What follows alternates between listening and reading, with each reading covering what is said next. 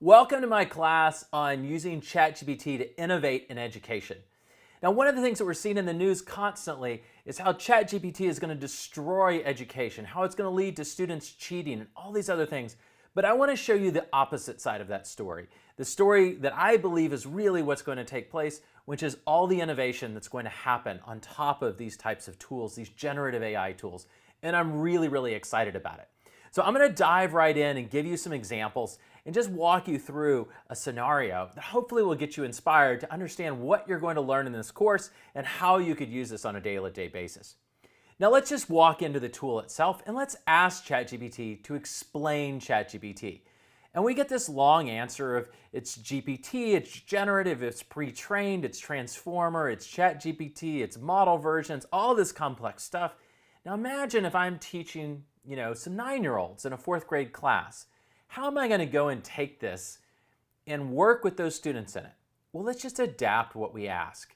And we're going to use a pattern that you're going to learn in this course called the audience persona. We're just going to ask ChatGPT, explain ChatGPT, but do it to a 9-year-old. Explain it to a 9-year-old. All right? Imagine you have a super smart robot toy. You can talk to it and it talks back. It knows a lot because it's read many books and stories, almost like it's been to a giant library. ChatGPT is like that robot toy, but it lives inside the computer. You type something to it and it gives you an answer or tells you a story. It's not really thinking like humans do. It's just really good at remembering and using all that information it's seen before. You notice how it's completely changed the explanation it's given and it's targeted it to the audience. So one of the capabilities that you're going to see in this course is the ability to start working and developing content with ChatGPT, but then targeting it to an audience. And this targeting is one of the really exciting things about how we can innovate with ChatGPT in education. One of the things that, as a teacher, that I love is interacting with students, with talking with them, of being in the classroom. And a lot of times I'd really love to personalize that content for students. I know things about them. I'm talking to them. I'm watching them interact. And if I had the time to go and interact and basically customize every single piece of content for every individual student, I know that I could do more powerful teaching. If I could go and meet them exactly at their interests and explain things and concepts that they love and that resonate with them, I could be more effective. Is it taking away who I am as a teacher? No, but imagine if we had the time to go and customize content for every single student. And with these types of tools, we can start doing that. So let's imagine one of those 9-year-olds loves Pokemon. And we'd like to help them understand ChatGPT, but we'd like to do it through concepts from Pokemon. So we can go back and use this pattern that we're going to learn, this pattern of how we interact with ChatGPT or prompt pattern, to explain ChatGPT, but to a 9-year-old interested in Pokemon. So we're adding on even more description, even more personalization of who we're interacting with. And now we get a completely different description. All right, so you know how in Pokemon there's that Pokedex that knows about all the different Pokemon, their moves, and where they can be found? Imagine there's a special Pokedex called ChatGPT Dex. Instead of just telling you about Pokemon, this ChatGPT Dex can tell you can chat with you about almost anything. You can ask it questions like which Pokemon is best against another in a battle. Now, I know a lot and I know a lot about the content, but I don't necessarily keep up on every single new toy that comes out or new fad that comes out. And I might not be able to go and easily adapt and personalize the content, but I can also see that this content is being personalized. I can see that it is communicating the key concepts that I want it to communicate. And now I've just basically tailored this content for an individual child. But let's take it a step further. What if we have a child with dyslexia, or we have somebody who has particular learning needs that we need to support? How might we go and take this content and think about presenting it differently? And we can follow up on that and get ideas how we might go and do that. Now, we would, of course, read these as educators, talk with other educators about whether or not they make sense, but it gives us a starting point to begin the conversation. Sometimes the hard part is knowing what are the options, and once we have a list of options, we can then go and fact check them and we can talk about what's appropriate. So for example, what are the approaches for better supporting a child with dyslexia when communicating this information? And it gives us a number of things: visual aids, hands-on learning, break information into chunks, use analogies and stories. It gives us a lot of different ideas. Now, how do we take ChatGPT and do something with that? Well, let's make it actionable. So let's think of what we do as educators a lot is we develop lesson plans. And this can take a lot of time and effort. And what if we could use a tool to help us brainstorm lesson plans, to help us produce them faster so that we can spend more time thinking about the really important questions about how we're going to structure and what we're going to talk about, not writing the lesson plans and trying to allocate time.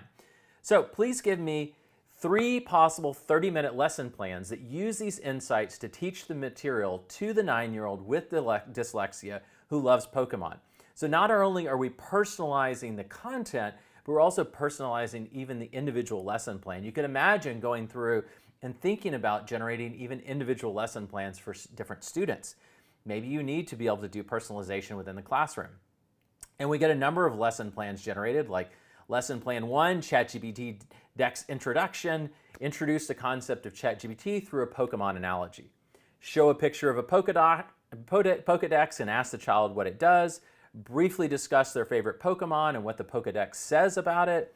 And then it goes through a number of concepts and things that we could do. And now, I could look at this and I might not like all of it. For example, it says, describe ChatGPT as a special Pokedex called ChatGPT Dex that knows many things, not just Pokemon. Do I like that? Okay, I think maybe I like that. But then it says use a computer or tablet to let the child type in a simple question about Pokemon and show them how ChatGPT. Well, maybe I don't want them to type it in. Maybe I want to type it in interactively. And I can go and I can start thinking about what's going to work and what's not and interacting with it to reshape and reform this lesson plan. But it's giving me a starting point to begin innovating and structuring. Or I could go and look at completely different ones. Like maybe instead I want to focus on that ChatGPT Dex idea, but in how it learns. And I could then start refining this lesson plan and thinking about how do I do something there, or chatting with it. Lots of different ideas. Now I think about what do we do a lot of times is we have to spend a lot of time trying to figure out how do we assess, or how do we build different tools to help students, practice what they've learned. So let's think about how we could do that in sort of a more interesting and interactive way. So I'm going to ask ChatGPT to start an interactive game that's based on what we just learned in the lesson plan. So I'm going to tell ChatGPT, we just finished our lesson. Play an interactive game with me and the child. You will ask me questions that test knowledge of ChatGPT from the lesson. I will read the questions to the child and type in their responses. Adapt your questioning if you see the questions are too easy or too hard. Ask me the first question. So now it's going and generating an interactive kind of fun thing. And it's also kind of fun for me because I don't even know what it's going to ask, but I'm still the mediator, right? I'm also sitting in the middle of the conversation. I'm looking at the questions that are being asked. I'm identifying any issues. And I'm also giving it time to adapt and react and think about how to do this. Okay, in the question 1, in our lesson, we compared ChatGPT to a special device from Pokemon. Can you remember the name of that Pokemon device? Now notice what it does. We think of ChatGPT as something that we ask questions to, that we tell it to do things, but here we flip the script. It's asking us questions. We're asking us questions that we're going to read to the child. And then we go and it waits and we put in our answer. The child answered the ChatGPT index. They were very excited about this. And then it goes through and it tells them, that's absolutely right, great job. And it goes on to the next question. And we could keep doing this, going on, but how else could we leverage this tool as educators, really to do some interesting things and help save us time, to give us more time for those one-on-one interactions, more time thinking about our students and how do we best serve their educational needs? Well, what if we could take these things and really quickly turn them into the concrete products that we need when we go into class? Like, for example, what if we want to take these questions and we want to turn them into some PowerPoint slides so we can display them really big to the class and we can talk about it and interact with them rather than interacting directly through ChatGPT. We want to do it outside. So I decided I would like to turn these questions into PowerPoint slides that I can display to the class on the projector. Can you help me with that? And it says, of course. I'll create a series of PowerPoint slides with the questions and you can project them for class. I'll create about 5 slides so you have a variety of questions to use. And then it gives me this download link right here so that I can download the PowerPoint presentation. So let's take a look at what we got. So what do we see in this PowerPoint presentation? Well, it's gone through it and created a set of slides for us with all the questions. And this might be a better format for us, for example, if we're worried about what ChatGPT is going to say on the fly and whether or not there's going to be a mistake and whether or not we're going to catch it. But we can simply go and create the slides ahead of time and edit them and check the content and make sure that we're comfortable with it. But we still have that ability now to go and generate questions, produce them in a format. And it doesn't take us a lot of effort to go and do this. We're not cutting and pasting. We're not, trying to do a bunch of work. We're actually vastly accelerating what we're doing. Now, what else can we do with ChatGPT that could help us in the classroom? Well, we might want to create a homework based on this lesson plan that we just studied. Can we use ChatGPT to help with that? What I would also really love is following up on this personalization, I'd love to be able to come up with a lot of different homeworks that are different options, different ways of learning the material or reinforcing different aspects of it. And I'd love students to be able to select what are they interested in doing, choose one that you would like. But oftentimes it takes a lot of effort to think through and generate one homework. Is there a way to scale this up easier so that I can provide choice to my students? So I'm going to do that through ChatGPT. I'm going to say I would like a fun homework for the students to work on tonight that furthers their, and I have a typo, understanding of how ChatGPT works and the mistakes it can make, just like I made a mistake.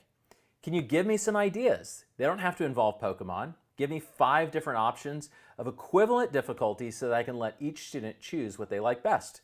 And now it comes through and it gives me 5 different options of potential assignments. Now you don't have to just generate assignments and walk away. In fact, you shouldn't. What you should be doing is reading these assignments and thinking about them and thinking about how they can be improved and what's missing or ambiguous. And I look at the AI detective, and I like this one a lot because it really emphasizes this aspect that we can't just take everything on face value. And that's true as us as educators as well. And I look at this and it says, present students with a series of statements or answers that might come from ChatGPT. Some are correct and some have mistakes or misinformation.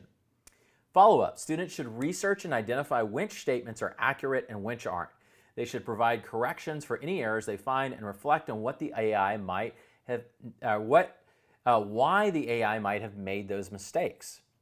Now, this is an interesting assignment, but there's a problem, right? It doesn't have the statements. Somebody's going to have to generate them.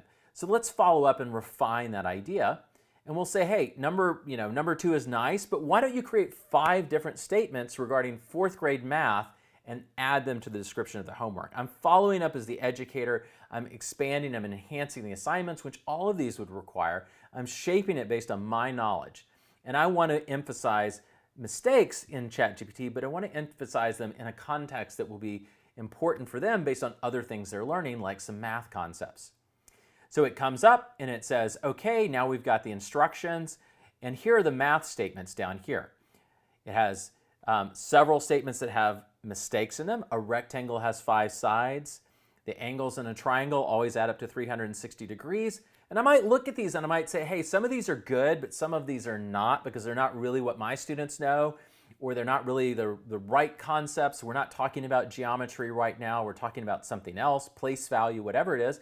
And I could go and edit and manipulate and work with it. And that's what you have to do as an educator, is use it as a starting point for ideas, for refining how you create this content. You don't want to just accept it as face value. You want to take it and use it as a starting point to scale up, to do more personalization, to do more innovation. So I also want to show you that even once we've done that, we can still help automate and create the things that we would want to create. Like, for example, what about the PDF for the homework that I can then send to the printer and print out so that they can take home? I'm going to say, great, now create a PDF that I can print out of this assignment, and it generates the assignment. I can now download it, and then I have something that I could print and give to students to take home. So here's the assignment. It's now in a printable format. I could print it off in the printer, hand it out to them, and I've got something that I can give to them to take home. Now, I want to emphasize something really important that I'm going to talk about in this course, but this is my fundamental belief when we're approaching these tools. It's not about artificial intelligence. Artificial intelligence is this poor substitute for human reasoning and judgment and creativity. We want to do augmented intelligence. We want to amplify human creativity. We want to take that human spark and we want to make it into a flame. We want to go and take the problems that we can't solve for some reason, and we want to help remove roadblocks to our critical reasoning that prevent us from tackling these problems. We want to help think about information from different perspectives. We want to think about how we can go and scale up great ideas and personalize content for each individual student, how we can find ways of automating these tedious tasks so that we can spend more time as educators with the kids or with our students in college or with other adults or whatever population you're working with, and do a better job in those human connections. It's not about taking away our thinking, our creativity. It's about amplifying. It's about supporting it. It's about building something better. It's about creating an exoskeleton for our minds that allows us to achieve things that we couldn't do before. We want to do more with these tools. We don't want to replace ourselves, because at the end of the day, artificial, as we've seen in foods and all kinds of other things, unfortunately isn't always that great of a substitute for the real thing. This class is all about the real thing, which is about taking real human creativity and intelligence and amplifying it, about taking that exoskeleton for the mind and using it in education. We're going to start out with one of the easiest ways that you can use ChatGPT to develop innovative teaching. So what do? Well, we're going to use ChatGPT in a way that's going to support our own creativity, that's going to allow us to go and look through and explore ideas much more quickly, and we're going to look at it in the context of lesson planning. Now, I'm going to show you a bunch of examples, but you can adapt this to whatever topics or content or ideas or supplies that you have and that you'd like to explore with your students. So let's take a look. I'm going to go and create a basic example, and I'm going to try to generate a lesson plan. I've got some supplies on hand that I think the kids would have fun with. I also have a topic that I want to look into, which is fractions, but at the same time, we're also learning about geography. And so I'm going to try to figure out, can I mix all these things together? Can I generate some interesting ideas for how I might create some fun lesson plan around these topics that also incorporates activities with things that I have on hand? So I'm going to ask ChatGPT, create 3 fun sample lesson plans for me that combine fractions, ice cream, a bowl of jelly, and 4th grade geography. Now, the key behind this is anytime you want to go and generate a lesson plan, you want to start off with real specific things that you're looking for to go into it. If you just say, create a lesson plan for me, it's not going to have enough information. You want to go and get really specific about what you're trying to accomplish. Now, if I wanted something more specific than fractions, I wanted like, multiplication with fractions, and I only wanted that, I want to go and specify that. So you want to begin wrapping in all the different content. Now let's look at what it's created for us. It says, certainly, here are 3 fun sample lesson plans that combine fractions, ice cream, a bowl of jelly, and 4th grade geography. So the first one is ice cream continents. Students will identify continents and countries while understanding the concept of fractions. Begin by showing a world map, discuss the 7 continents, and select a few countries from each continent. Activity, give each student a bowl of jelly. This represents the world's oceans. Provide ice cream scoops of different color flavors to represent each continent. Students will place the ice cream scoops on the jelly to represent the ice cream continents. Fraction. Ask questions such as, what fraction of your bowl is covered by the ice cream? If the scoop represents Asia and this smaller scoop represents Australia, what fraction does each represent? Now it's okay, right? The key thing to recognize here is the more of your spark and creativity you're going to inject into it, the better it's going to get. So when you start off lesson planning, what's going to happen a lot of times is you're going to get something that's not perfect, but maybe it's a seed of some interesting idea. The next one seems a little more interesting to me. Ice cream trade routes. Objective. Students will learn about historic trade routes and their significance while using fractions. Briefly discuss the Silk Road, the Trans-Saharan trade routes, etc. Place a large world map on the floor. The bowl of jelly represents a major trading commodity like spices. Ice cream scoops will represent different countries or cities. Use string to map out the trade routes between the ice cream scoops. Pose scenarios. If City A wanted to trade half of their jelly for spices, how much would they have left? If City B traded a quarter of their jelly and City C traded 3/8, who traded more? Now this is starting to get more interesting to me, and I could go through and explore this and build it out. So let's take a look at what we might do. So I've decided I like lesson plan 2. And a lot of times what you're going to get is a starting point, a draft. And whenever you're working with this tool, I want you to think about it. You need to always be going beyond whatever it's giving you. You need to always be evolving it, improving it, using your creativity, your spark as a teacher, your knowledge of the students to take it further. The goal should not be to get it to generate and just stop. It should be to go and create something amazing and evolve it over time using your understanding of everything that's going on. So I like this ice cream trade routes idea. So I'm going to say I'd like to further develop lesson plan 2. Let's make this a 60-minute activity, provide a more detailed outline of the lesson plan with time allocations. So when you're doing lesson plan and you want to go in, you can generate an initial skeleton. Better to even generate a bunch of different ideas. Keep iterating until you get some basic framework that you like, and then ask it to start adding detail. So in this case, I'm telling it which lesson plan I want to increase the detail in. Then I'm telling it additional information it needs, like how long I want the lesson plan to be. I want it 60 minutes, and I want a more detailed outline. So now it goes down and it says ice cream trade route, 60 minutes. And we'll notice it's broken down the activity into finer granularity. So now we have, here's the introduction for 10 minutes, the different parts of the introduction, what we're going to do in setting up the world map, which is going to be another 10 minutes, then the trading activity. In groups, students will decide on their trade routes and connect their ice cream cities using strings. They will discuss why certain routes are more efficient or popular, pose different trading scenarios, and it goes back to the fractions. And then it has fraction connection, again, more of it, and a conclusion. Now, I'm liking this idea of kind of trade routes and fractions. I can see kids having fun with trading. So let's think of what we could do. Well, let's say, I'm not sure I want to give a bunch of ice cream and jelly. This seems like a recipe for a mess. And I'd really like to be a little more focused in on the content. So let's just go and follow up and refine. And this is something I want you to think about over and over. Just get something and continually refine it. Give it more feedback, continue to add detail, continue to tell it what it needs to improve upon, what to remove, what to change, what to add from a concept perspective, or what to remove. So I'm going to say, let's add some commodity that isn't messy, that the student groups can trade with each other, because I don't want them trading ice cream and Jell-O. Let's assume we have 5 groups, and so I'm adding more detail. Let's create a fractional exchange rate for all the commodities. All of the students will need to end up with the same overall value of commodities, but they should have to trade to acquire commodities that the cities on their trade route need.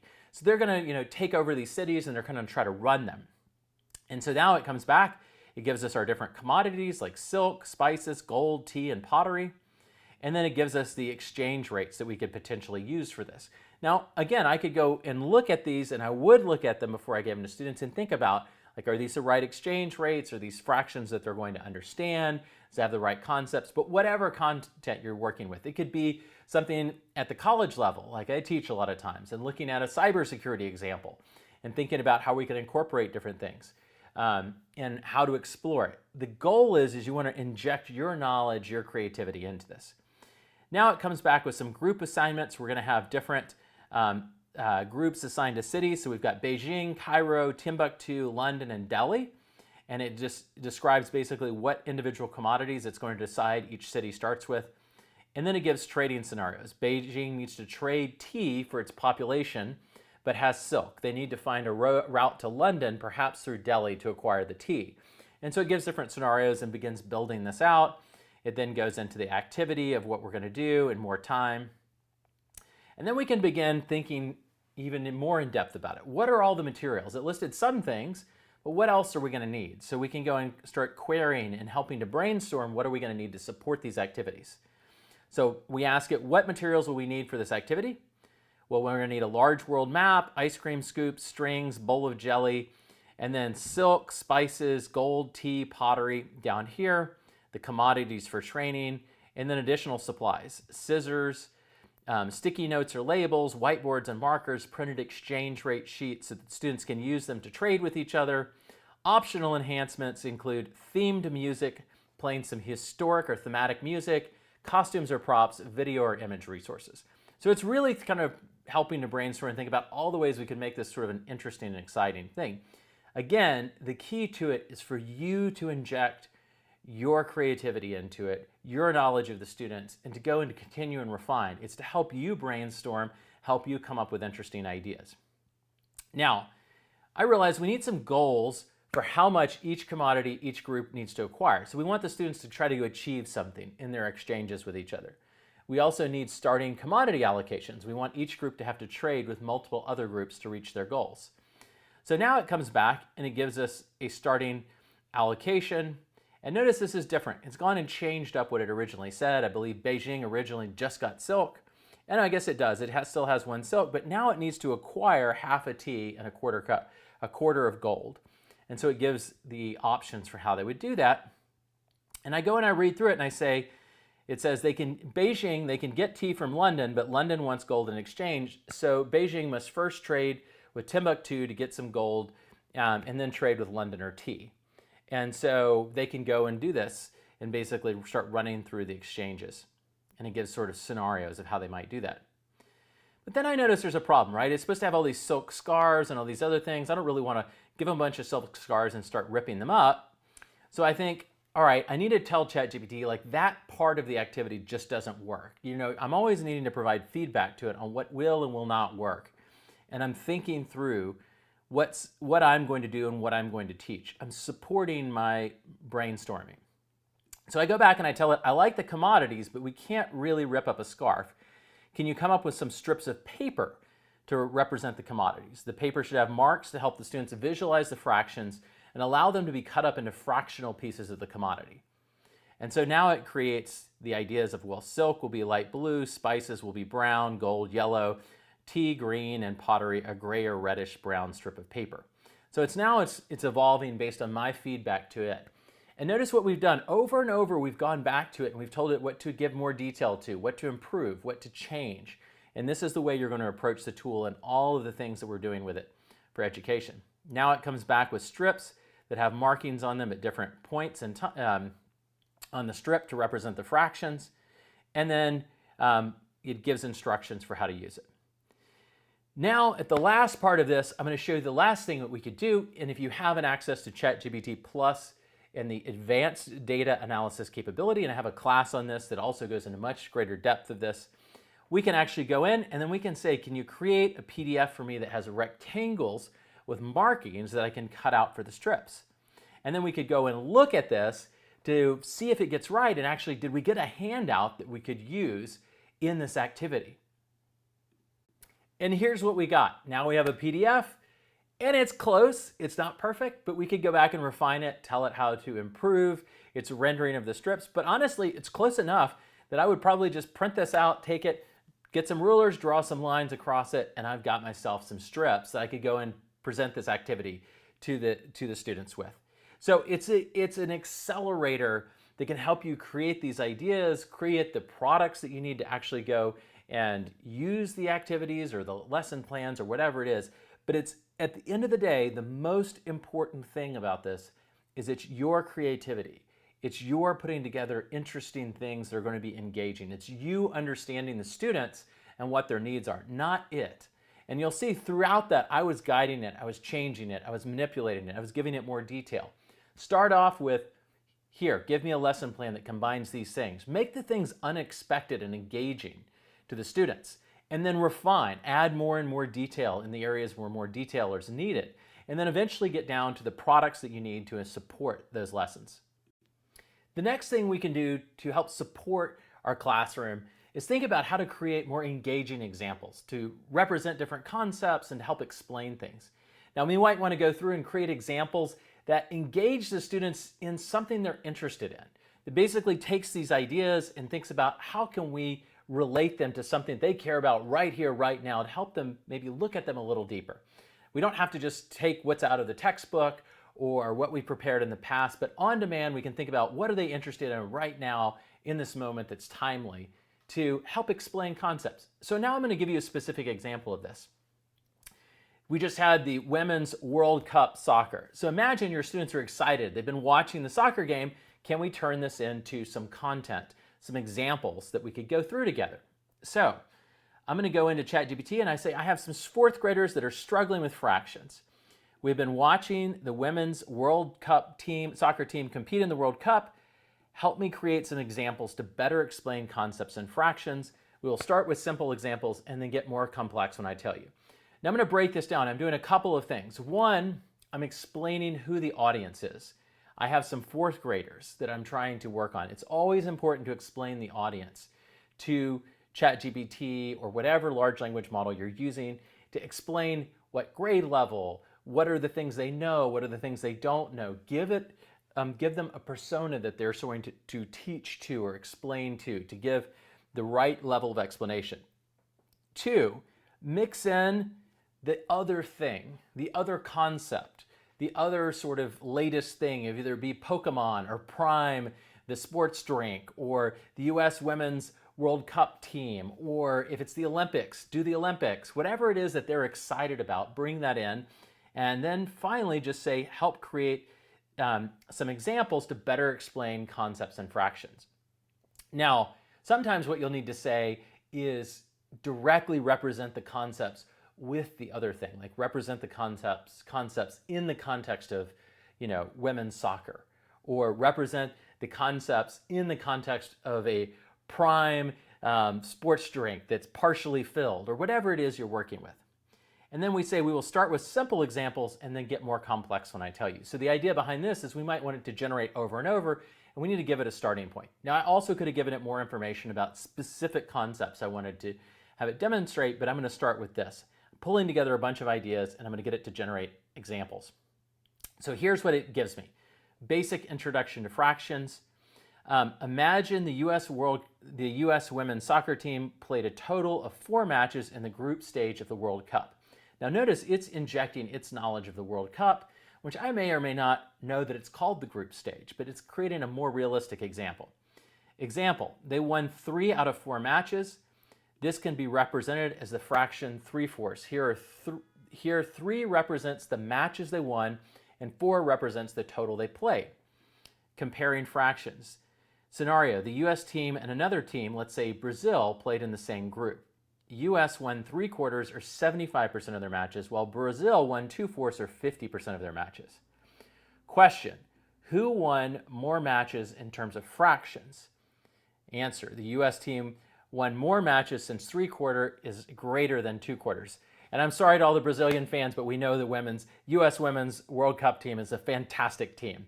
So it's really good at going and sort of mixing concepts together and explaining examples. Now, I'm in control of this.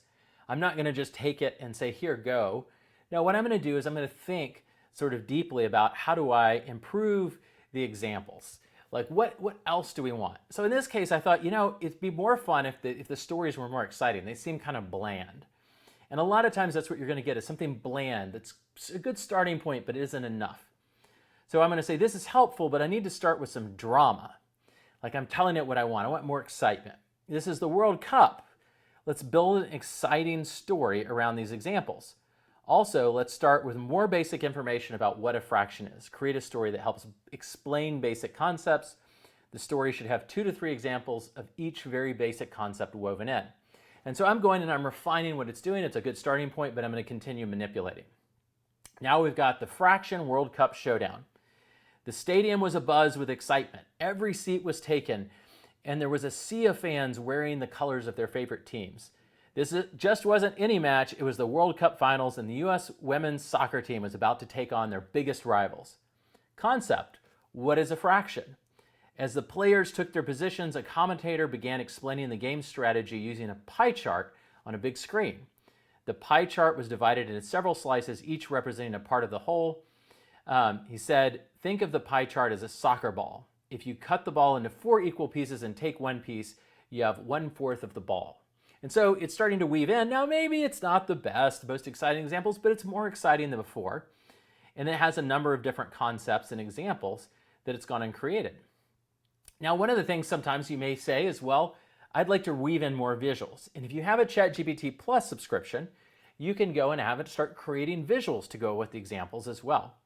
So for example, I say, you have a lot of visuals in these examples. Can you generate a PDF that I can print and hold up with some simple version of these? And I'm not going to show you what it produced yet, because it was okay, but it wasn't that exciting. So we have a pie chart of a soccer ball divided into 4 parts with one part shaded, right? Pretty, classic, just a pie chart. We're going to explain flat fractions with that. That's not the most exciting thing, particularly because we have this whole World Cup story going. So I thought, I'd like to inject something more exciting. So I'm going to say these images are a good starting point, but I want something more visually exciting. Let's go through these images one by one. I'm going to provide an image of a soccer ball, and you will overlay the graphics for the soccer ball on the right 1/3 of the image. So what I want to do is give it more visual pop, more excitement. And so I've gone and given it an image of a soccer ball from Unsplash. And then it's going to go through and it starts trying to do it, and it didn't work. Now, so this is something you're going to encounter over and over. So you're going to ask it to do something, and it won't quite work right. Don't give up. Ask it to use alternative approaches. Tell it that what it did wrong. You always need to give it feedback about whatever mistakes it's made, because it's going to make mistakes. And again, the goal of this should be a conversation, that through that conversation you create things that you can use that are helpful to you. And so if something doesn't work, give it feedback on why. So I'm just telling it didn't show up. It goes and then now it tells me I can download and view the edited soccer ball image here. Now I'm going to show you what that looks like. So let's take a look. Now we've got ourselves a soccer ball image. We've now got the pie chart. We've got the 1/4.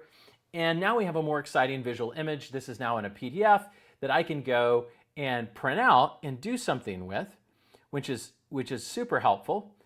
But I also think, well, I want other examples. I want 1/2, 3/4, and the rest, and it goes and generates those. So this is, you'll need ChatGPT advanced data analysis to do this imagery part of it, or to generate PDFs whenever I'm talking about this. And it goes and generates all the different examples that I have using this imagery, using the examples I want. Now I could keep going and diving deeper into these to make them more exciting, to come up with other interesting capabilities. And that's the key to it. Use your knowledge. Customize the examples for one particular student. You've got a student who loves baseball, they play first base, give them first base baseball examples and generate them. And then take the next student and inject their things that they're interested in, and also the types of examples that they need. And so it gives us this way that we can go through and we can begin personalizing and creating all this content that would have been really tough to do another way by hand, and we can spend more time thinking about how to teach. One of the fun things about using this tool, and it really is fun when you get into it, is getting it to create sort of all kinds of unexpected activities to support learning. Now, I'm going to give you an example of this, and I apologize in advance. I don't teach 4th grade. I have a 4th grader, and I'm always trying to working on vocabulary with him. So I'm thinking through some vocabulary words I might give to him that he would be excited to learn, or maybe he already knows. And I'm going to build out some fun sort of, or at least I think they're fun, I hope he would think they're fun too, activities that could go along with this. So I'm going to tell ChatGPT, our 4th grade class is studying the vocabulary words gargantuan, microscopic, luminescent, infinitesimal, and translucent. Create some fun characters and tell them a story that will help them learn these words. So I want to create something fun to do this, and I'm going to iterate through this. I'm going to take this basic thing that I'm working on, a certain set of words, and I'm going to create a bunch of supporting activities or products that I could potentially use to help teach these concepts. So I'm going to start off. I've got characters that it generated. So it generated Gary the gargantuan gorilla, Mimi the microscopic mouse, Lulu the luminescent lanternfish, Innie the infinitesimal insect, and Tess the translucent turtle. And so it's gone through and it's generated a bunch of interesting characters. Tess the translucent turtle is a magical turtle with a shell that allows light to pass through, creating beautiful patterns on the ocean floor. It's this interesting sort of concept. Or Lulu the luminescent lanternfish, a beautiful fish from the deep ocean that glows brightly in the dark, lighting up the path for her friends. So it then goes on to create a story with the characters. In the heart of the jungle, Gary the gargantuan gorilla often felt lonely. His size meant that he was often too big for the adventures that other animals went on. One day, while he was sitting and pondering his size, he heard a tiny voice. "Hello there," squeaked Mimi the microscopic mouse, dancing on a leaf. "You seem a bit down. Want to go on an adventure?" And it goes through and it creates this whole story, which I'm not going to read. And then it has the vocabulary at the end. So we've got gargantuan, microscopic, luminescent, infinitesimal, and translucent. So we've begun to build an activity around these words. Now let's begin evolving it through the conversation to make it more interesting. Well, we created this whole dialogue and story around the characters. let's create Mad Libs, or these fill in the blank word games. Now we've done those, and I grew up doing these. I love them. And this idea that you're gonna have a story where kids can interact and fill in different words. So let's create some Mad Libs based on these characters and the vocabulary words. Put dashes wherever a student should fill in a word. And it says, sure, here are some Mad Libs based on the characters and the vocabulary words. Gary the blank gorilla was feeling lonely in the blank jungle. He wished he had a friend as big as him to share his blank bananas with. And it goes on and creates a bunch of them, so we could start, experimenting and playing this sort of fun game. I always had fun with these. I always got unexpected things. And then it gives instructions. The students can fill in the blanks with any appropriate word they like, but using the vocabulary words will make the story even more fun. Then I thought, okay, let's generate some dialogues between the fictional characters. And I have to give my collaborator, Holly Tucker, at Vanderbilt, she's done this with fascinating ways of looking at dialogue between French historical figures and all kinds of interesting things, but it's also a really interesting idea. Let's go and use the tool to generate fictitious dialogues and analyze them or look at them or learn vocabulary words in the context of them. So we're going to generate some dialogues between these characters. You will ask the kids what the characters should talk about, and then you will pick two characters and create a dialogue between them using the vocabulary words. Ask the kids what the dialogue should be about. So they can also begin engaging directly, if you're mediating it, with ChatGPT to have some kind of fun experiences. So it asks what the characters should, it says, what should our characters talk about? And the kids say, the song we should sing in music class today. So it says, great topic choice. Let's create a dialogue between Gary the gargantuan gorilla and Lulu the luminescent lanternfish about the song they should sing in music class together. And so we get Gary, hey Lulu, today's our music class and I'm feeling a bit nervous with my gargantuan voice. I'm afraid I might overshadow everyone. Lulu, oh Gary, your voice might be big, but it's also beautiful. Besides, with my luminescent glow, I can create a lovely light show to accompany our song. It will be magical. So it goes through and it creates this whole dialogue between the characters using the vocabulary words and based on and responding to the prompt that the students gave. Now let's take it in a different direction. Let's kind of turn it into more of like an assessment. So let's do the same thing, but leave out the vocabulary words and put blanks in, placeholders, so the kids can try and figure out the right vocabulary word for each line of the dialogue. And now we go back and we see the dialogue, and it's now been turned into something that they could go and directly interact with and try to pick out the right vocabulary words for the right place. So remember, we started with vocabulary words. We created a whole set of new characters. We created dialogues between them. They had sort of this Mad Libbing game where they could go and create stories. We've now turned that into a story that's specifically about what the kids asked about, and dialogue about what the kids asked about. And now we've turned that kid-driven dialogue or student-driven dialogue into an assessment where they can go and interact with it. And so we've taken all these products and iterated through, and very quickly we start with a concept and we start creating all kinds of interesting products based on it, things that we could support the learning on. But again, the key is you've got to be creative in how you go and evolve the content, how you go and think about what interesting thing could I do. What would I love to be able to create or have that I cannot easily do today? Those are the types of things that really create exciting sort of activities or exciting new things that you can do. Go and do something you can't do easily today. Go and do something that's different and unexpected, draws in new knowledge, that's based on what the students right now say they're interested in. Let them see it created before their eyes, and then go off and interact with something that they directed and they injected their interest in right then, and they sort of took ownership of. Now, one of the things as humans sometimes that we get is that we get a little bit of tunnel vision in our problem solving. And I get this personally. I get one way that I know how to do things, and I really want to solve things and do things that way that I'm comfortable with. But often that misses out on other interesting ways of solving problems. And we can do interesting things to support getting outside of our comfort zone and learning new ways of approaching problems or new ways of critical thinking if we just expand our horizons in terms of ideas for how to tackle some challenge that we're working on. Now I'm going to give you an example of how we can support this with ChatGPT. I'm going to go in and I'm going to brainstorm different ideas to solve some problems. So I'm going to say I have some tape, glue, paper, paper clips, and empty plastic bottles. So I'm going to tell it the resources available to me to solve the problem or techniques. Now, give me 10 different possible ways for building a bridge that a fourth grader could stand on. And so I'm giving it, here are my constraints, here's the problem I want solved. And you can take this sort of basic pattern and you could go and apply it to all kinds of patterns. And now it comes back with different possible ideas. We could have a plastic bottle raft. Lay the bottles horizontally side by side to form the base of the bridge, secure them together tightly using tape, place layers of paper over the bottles for the walking surface using glue to adhere each layer. Maybe I like that idea, maybe I don't, but at least I've thought of something new. Paper roll pillars. This is interesting. Roll paper tightly to form long cylindrical pillars. Use glue and tape to secure and reinforce them. Arrange the pillars close together as supports and lay paper across them. That's another interesting idea. I could have tightly wrapped paper to create these sort of, almost like paper bricks or dowels or something that I could build with. Bottle cap support. Cut the bottom of the bottles to use as caps. Glue them together in a stack, creating pillars, so I can imagine stacking these ends of them together.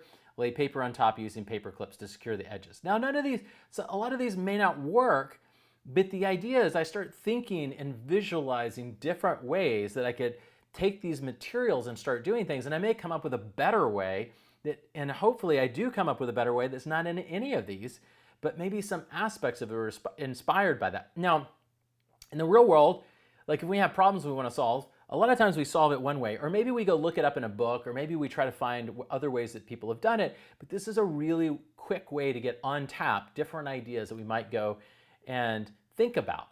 And the key is we're thinking about them. We're trying to basically spark our own problem solving and creativity. We have paper clip mesh, interwoven bottle bridge, cross-braced plastic bottles, layered paper platform, bottle sandwich, all kinds of different ways. Now let's imagine that, okay, what about something else? Well, give me 5 different ways of calculating 8 divided by 3.75 that a fourth grader could use to estimate the answer if they haven't learned long division. So we might want to show them there's all kinds of different ways to think about it. So here we go, rounding. Round 3.75 to 4 because it's closer to 4 than 3. Now divide 8 by 4 and we get 2, so the estimate is 2. Subtraction. Start with 8 and keep subtracting 3.75 until you can't anymore and keep count. So 8 minus 3.75 is 4.25. 4.25 minus 3.75 is 0.5. This is 2 times, but with some remainder, the result is a bit over 2 times. So I told it they didn't know long division, but maybe they know subtraction with decimals. But you see what it's doing is now giving lots of other ideas, comparing to whole numbers, using halves, visual representation. And so it's coming through lots of different ideas, lots of different ways of thinking about the problem, potentially approaching it or solving it. And again, the goal here is not to solve the problem for us. It's to inspire our thinking, to help us look outside. And sometimes my son comes home and he starts talking about how he solves problems in math, and they're completely different than the way that I learned to do them. And it's both fascinating and completely shocking to me because I grew up doing it this way. This is the way that I solved this problem. And he comes at home and he does it a totally different way, and it's exciting and fun. And we wanted to kind of create that experience. Another thing could be in thinking about games. Like, give me 5 fun games that 4th graders could play to decide the line order for going to lunch. The games need to be fun and motivate the students to stay in order and not skip each other. All the time I hear my son telling me, oh, this happened in the line. It was so unfair. And I thought, well, let's solve that problem. What are ways that we could solve that problem? And he gives a whole bunch of different ideas for how we could potentially solve the problem. I like this one down here at the bottom. Story sequence. Start a story with a sentence, once upon a time in a land far, far away. Each student continues the story with one sentence. After every student has contributed to the story, have them line up in the order they contributed. This not only determines their lunch line order, but also helps them remember the sequence of the story they collectively created. So if somebody gets out of order, the story is wrong. I love that. I think it's a kind of an interesting idea, and I could take it and evolve it. Or you can think about students going in and trying to learn things and helping them, support them, and showing them that they can also take ownership of thinking through ways of solving problems that they encounter. So I am a fourth grader struggling to remember to bring my homework folder into class each morning. Give me 4 really fun strategies that I could use to help myself remember. Now, I could do this myself and all kinds of things in my own life. I'm imagining it in fourth graders, my students at the university level, all these types of problem solving things are very helpful. Okay, treasure hunt. Every evening after you finish your homework, create a mini treasure hunt for yourself. Write down a clue and place it somewhere you'll definitely look in the morning, like next to your toothbrush or cereal bowl. This clue should lead you to another location, and after 2 or 3 clues, the last one will lead you to your homework folder. In the morning, enjoy the hunt and get your folder. So this might help them get it into the bag to get it to school. Now, there's a whole other problem of getting out of the bag into school, but there's all kinds of different ideas. And the key is to help, think about creative new ways of solving problems, ways that inspire us, and also then help us to, when we go into a new problem, have more tools in our toolbox that we can go and approach it with. But at the end of the day, it's not about using the tool to give us the solution. It's about using the tool to inspire us, to help us broaden our horizon, to help us not just have this tunnel vision of this is the one way we do things. We've talked about interesting examples, for example, at Vanderbilt in the makerspace of having an inventory of all the machines and tools and different things you could use to make something. And then when students come in, rather than just starting with, I'm going to make it this way because I know it, they instead say, well, give me 10 different ways I could manufacture this using the tools and materials that are available in the makerspace. So it's all about helping to inspire, thinking about how we could solve the problem, and then going deeper and saying, well, how do I compare this way to that way? What are the pros and cons, or which one might I want to select? And you need multiple examples to help understand and think through those things more critically. You can create text-based games really easily to go along with educational content. And I'm going to show you how to do this. The basic way that we do it is we go and we tell the model, in this case ChatGPT, we're going to play a game together. That's kind of one of the fundamental statements. And then we're going to provide a bunch of information about what we want in the game in terms of rules and content. So we're going to start off by telling the audience the game should be for fourth graders. And then what we want puzzles that are based on fractions. Then we're going to give some injection of the things that the kids might be interested in. And I'm going to think about what I've been hearing in fourth grade this year. The subject of the game should be the sports drink called Prime that the kids are all talking about and should include soccer. And I'm going to have a bottle of Prime and a bunch of small cups. When the kids solve puzzles, I will give them that fractional amount of a cup of Prime. And then tell me the first puzzle. Now again, when you're playing games, or when you're asking questions, anytime you want it to ask one at a time, it's always helpful at the end to say, tell me the first question, or ask me the first question, or tell me the first puzzle, or whatever the first thing that you're trying to look for. So we now get our game, our text-based game started. Prime Power Up Soccer Showdown. So it's incorporating both of the concepts, or both of the sort of the pop culture concepts. You're the star of your soccer team and you've just discovered the super energizing sports drink called Prime. This is like a YouTube advertisement for them. Sounds like what my son's listening to every day when he pulls up YouTube. For every puzzle you solve, you get a certain fraction of Prime to drink, which boosts your soccer skills. Score as many goals as you can by solving the puzzles.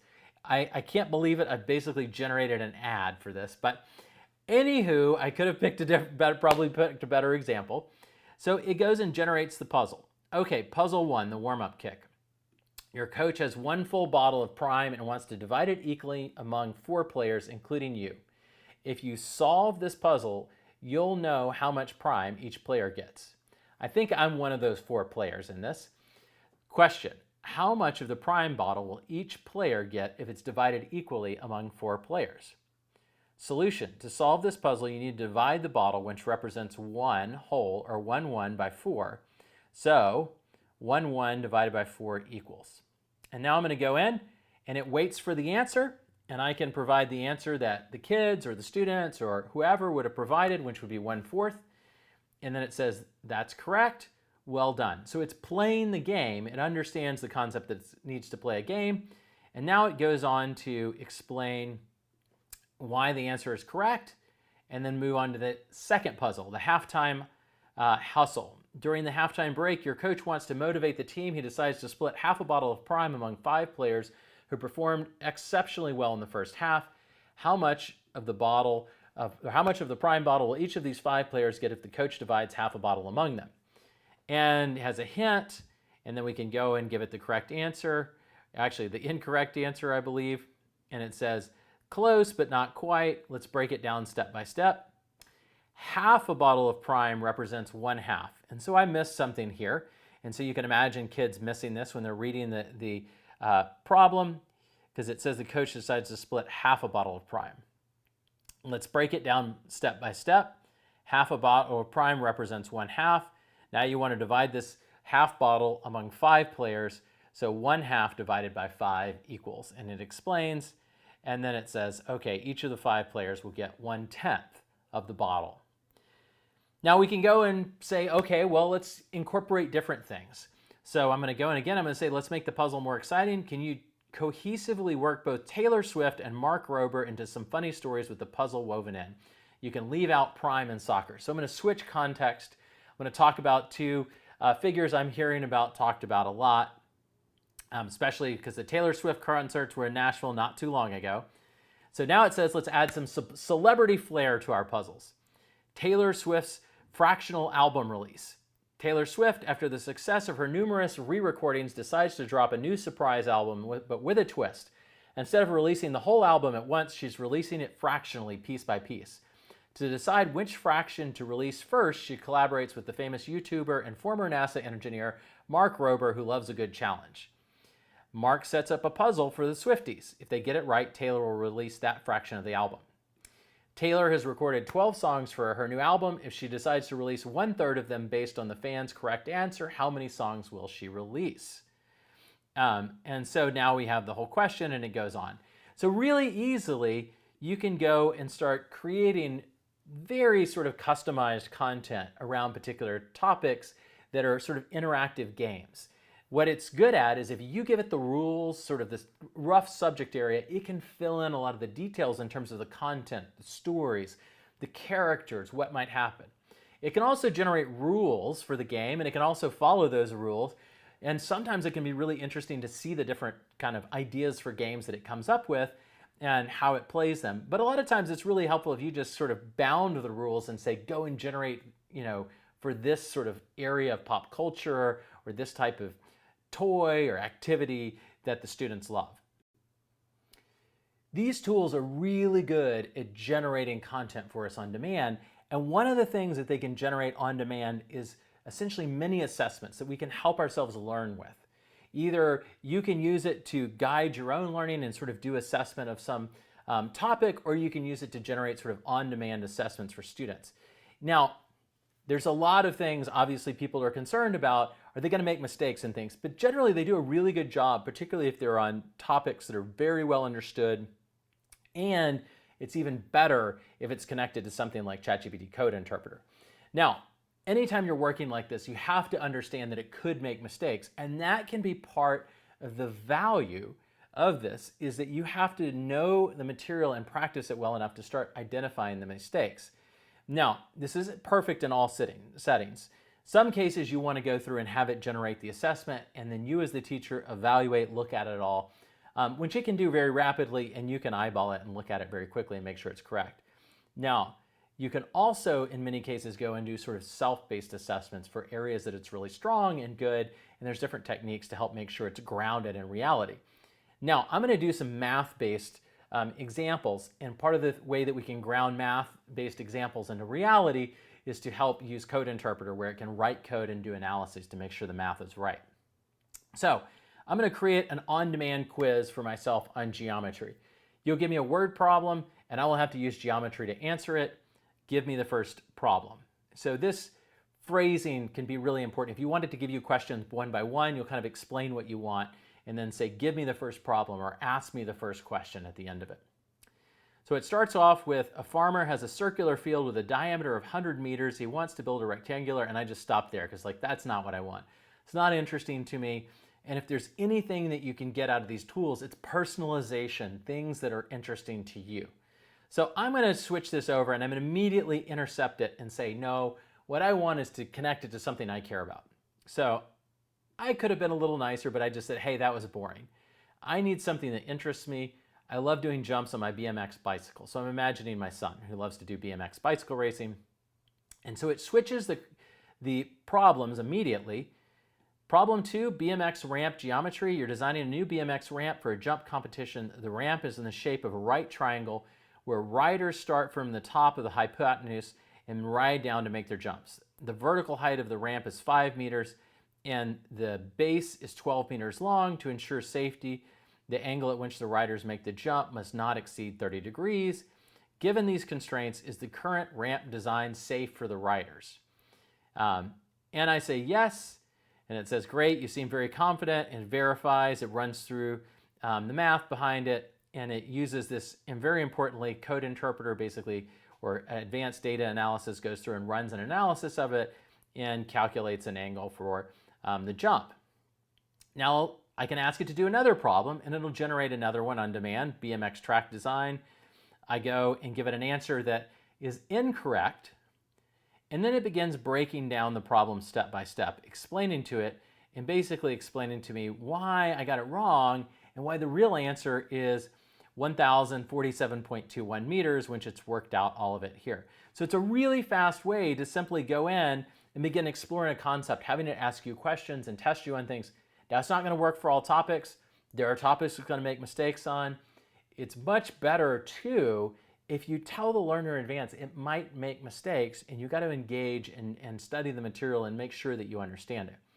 That also means it's probably not something that will always work if the learner doesn't have enough grasp on it or if the teacher isn't there. But it's a really great tool if the teacher's there and they can go and eyeball it, right? If they can be around as the students are interacting, they can take a look, they can fact check it. But for lots of basic concepts, basic subjects, it's really, really good and can be really accurate if the things are designed correctly, if the prompts and the wording of all this is done correctly. One of the things that takes time to develop is the ability to go and look critically at our own work and determine how to improve it, how to spot the things that could be fixed or made better. And oftentimes the way that we sort of work on that is we have students go and perform some assignment, we kind of tell them what the rubric for grading is going to be, and then they turn the assignment in, and maybe a week later or a few days later, they get feedback on it. And oftentimes it's much later, right? And what we'd really like to do is also give students the tools so that they can go and self-assess, basically get earlier feedback on what they're doing, be able to get a critical eye, and maybe iterate several times before they ever turn it in and get that final feedback or that human feedback. So we'd like to give them sort of on-demand feedback on what they're doing, even if we don't happen to be around. Now, one way to do that that's often pretty effective is to have the tools go and apply a rubric. Now, the key is that you spell out what the rubric is, and the rubric should be focused on really thinking about what are the concrete things that need to go into it. So I'm going to give you an example. We're going to create a prompt where we're going to go and apply a rubric to a student's work so that they could get feedback before they ever turned it in, so they could iterate on it more times. And often, if we can go and work on something and get immediate feedback, that helps us to learn, because it helps us to see, okay, well, here's what I improve next, here's what I improve next, and you start to get a sense of how things work. So, my teacher has asked me to write a story about what we did this summer. She has told us she will grade it as follows: detail 35 points, correct punctuation and spelling 50 points, use of complete sentences 15 points. Can you give me suggestions, don't give away the answer, for how to improve my current story? And so the goal of this is we want to apply the rubric. We don't want to generate the story. We don't want to say, here's the rubric, generate a story. We want to say, here's what I did. Don't give me the answer. Instead, suggest ways that I could improve it. And then here we put in the fictitious summer story that has some fictitious grammatical and spelling errors in it that is spelled out that the student is trying to get feedback on. And then it goes through and it says, all right, your story sounds excited. Let's focus on the 3 grading type criteria your teacher mentioned. Now notice what it's not doing. It's not giving them an answer. It's not generating the story for them. Instead, it's giving them feedback right then. Detail. To improve detail, think about adding more descriptions. What did things look like, feel like, smell like, sound like, or taste like? Can you describe the surroundings more? Can you talk about your feelings or reactions to events more? Correct punctuation and spelling. There are several words that are misspelled in some punctuation issues. Here are some words to double check. And it gives a list. Look out for correct use of commas, periods, and apostrophes. So it's not telling them necessarily right there, but it's telling them things to go and look at. And they'll have to figure out the correct spelling or where commas or apostrophes are needed. And then use of complete sentences. Given these points, can you try revising your story, and then I can review it again for you. So the goal is not to give the students a tool, but to instruct the tool to not give away answers, but to give feedback and areas for improvement so the students can iterate and help learn to do this themselves. Because over time and seeing the feedback, they can then begin to anticipate what it's going to be, and they can also start to see, okay, well, that's what I didn't do as well this time. Now let's see if I improve it. And then what's the next thing? And what's the next thing? But if we're only relying on humans, often that process is slow and we can't give as much feedback as quickly. Now, we're still going to give the human feedback, but we want to give them tools that help them get it more often and help them get it more on demand so that they feel like they're engaged, they're constantly seeing what's changing and improving it, and we don't have this big gap.